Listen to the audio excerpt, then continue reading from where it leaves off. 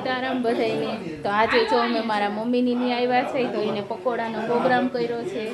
તો આ પકોડા તૈયાર છે અને આ આપણે તરી રહ્યા છે અને આ કૃપાલી બનાવે છે. કૃપાલી શું શું મસાલો હોય? આ શું કહેવાય? ચાટપુરી. અને જો ચાટપુરીમાં આ બધો મસાલો નાખવાનો છે. તમે પૂરી બનાવે એ જોવો.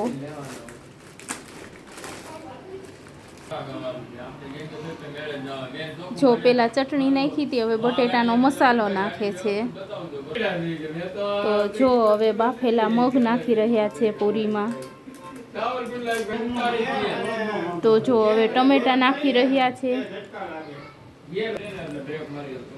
તો હવે ડુંગળી નાખી રહ્યા છે ચાટપુરીમાં. તો હવે ચાટપુરીમાં દહીં નખાઈ રહ્યું છે અને વિરેનભાઈએ એની મામીની મદદ કરે છે. તો હવે લીલી ચટણી નખાઈ રહી છે. તો હવે આમાં આવ્યા દાડમના દાણા. તો જો હવે એમાં સેવ નખાઈ રહી છે.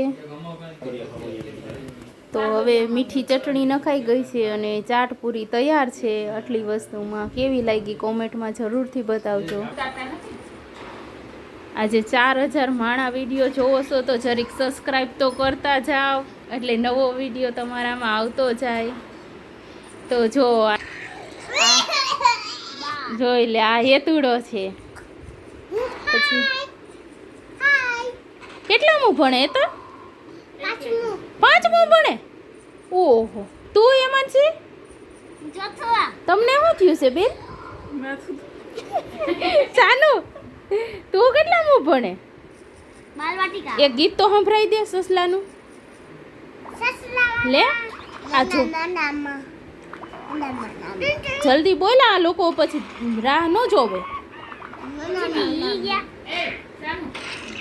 બોલ.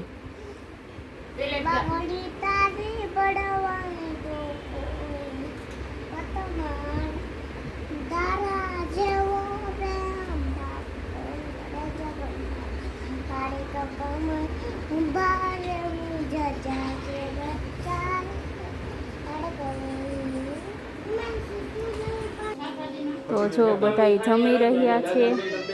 આ મારા પપ્પા છે, મામા છે, નાના બાપુ છે, વીરુ, મહેશ ને બુધો. હા, અને આ મહેશ. આ અમારે દિત્યા બેન છે.